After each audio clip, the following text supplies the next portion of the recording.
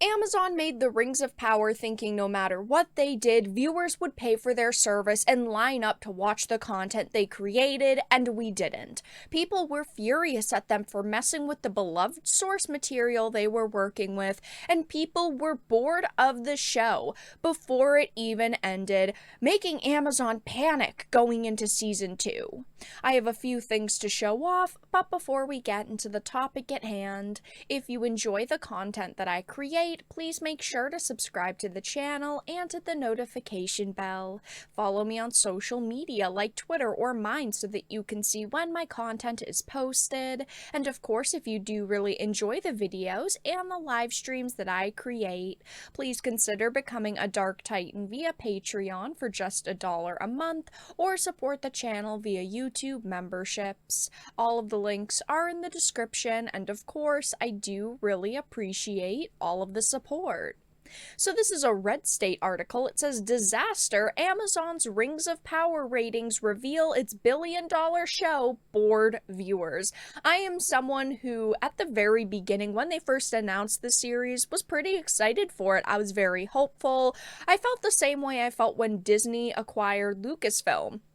These companies have endless resources to throw at these projects, lots of money, they can get the best creatives and actors, and unfortunately, in both cases, we were left very disappointed and very underwhelmed, and even though I am a Tolkien lover and the show should have been one of the best shows I've ever seen, it was just very unfortunate, and it did bore me as well. So it says, Amazon has arguably played host to the biggest disaster in television history. I definitely think that that is fair to say at this point, just from how much money they shoved at this project, from acquiring the rights to creating the show and marketing. And now that it's all out, we still haven't heard any numbers because they're afraid to release them. It says the billion-dollar production of Amazon's The Rings of Power was reviled by Tolkien fans and was often ridiculed by both viewers and reviewers. Naturally, this didn't stop quite a few people from tuning in to watch every week, but according to data, the number of people who tuned in to watch dropped substantially with every new episode. At first, the reviewers loved this show. They said it was great and it was amazing and it was perfect and it was going to be one of the best shows to release this year. But as time went on, those reviewers did turn on the Rings of Power. Let's look at their number one shill, the OneRing.net. From the beginning, they were shilling for this show as hard as they could, and by the end of it, they put out their, review card for the season in full, and they gave it pretty harsh scores. I mean, they gave it C's and C minuses for the writing and fidelity. They did say things like the acting was good and the music was top notch. I personally don't think anything with the show was top notch, but they definitely did not love it as much as we thought they would have. The reviewers definitely changed their tune, but the users never did. As you can see on Rotten Tomatoes, the critic score is sitting at an 85%, which is still pretty solid, even though it was higher than that at one point. But the audience score has not moved, and it is not going to. It is sitting at a 39%. I honestly think that that is a little bit high. I feel like that is giving the show a bit too much credit, but yeah, I mean, it's right around there. I would give it maybe a 30% on a day where I'm feeling generous, but audiences did not love this show, and if there were millions and millions of fans of this series, they didn't show up to review it and to praise it.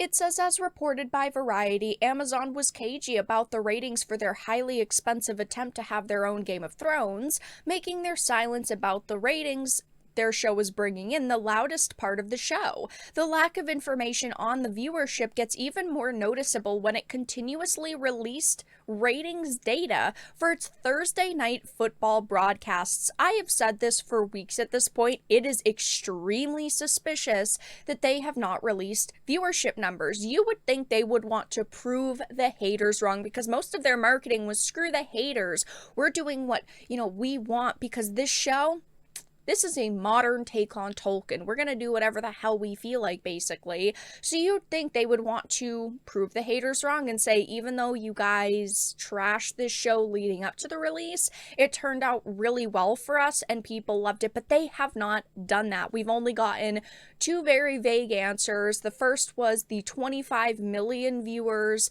for the premiere, which did include 2 episodes. And then they said, over the span of a month and a half, that it was closing in on 100 million views, which that of course is very generic, and we haven't even gotten an update to that. We still do not know to this day, almost 2 months after they initially said that, if it did in fact hit that milestone. This is the problem, is that they are more than willing to release data for things like Thursday night football broadcasts, but not this billion-dollar series. Clearly, they are hiding something. They are embarrassed. They are not very happy about what this show did for them. Of course, this article does bring up numbers I have talked about in a previous video, but it says new data has released. It would appear that while the initial interest was high, the show would drop 20% of its viewership after the second episode, according to Variety.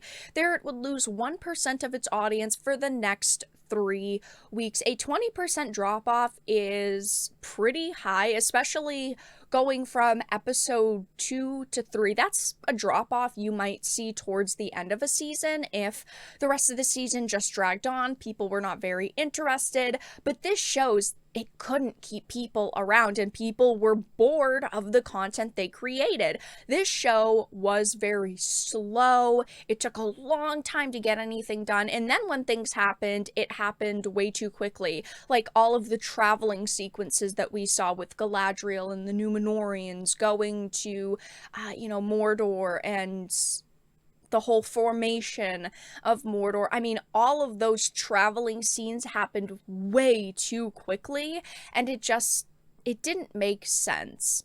The people who decided the pacing for season 1 should most certainly be fired going into season 2, because they definitely ruined the immersion for a lot of people. It just proves they didn't know the source material they were working with, but it says the Nielsen ratings reveal another interesting point when Rings of Power is compared with the ratings of another fantasy series, House of the Dragon. As you can see by the chart, the Game of Thrones prequel began with far less interest, but swiftly earned an audience that competed and even overcame Rings of Power at one point. I have always said this, but Rings of Power should have easily beaten House of the Dragon. That's just the way that I view it. I know the Game of Thrones is extremely popular. I love Game of Thrones, besides the last few seasons of the main series. But, Rings of Power should have easily beaten House of the Dragon by budget and marketing, and they should have picked better actors and writers, and the project in total should have been much more successful, but House of the Dragon beat Rings of Power, and it's not really surprising to see why. The talk on social media for these two series were extremely different. People were praising House of the Dragon, people were excited every episode to see what was going to happen in the next one, and the Rings of Power felt more like a chore. At least it did for me, and I know a lot of you.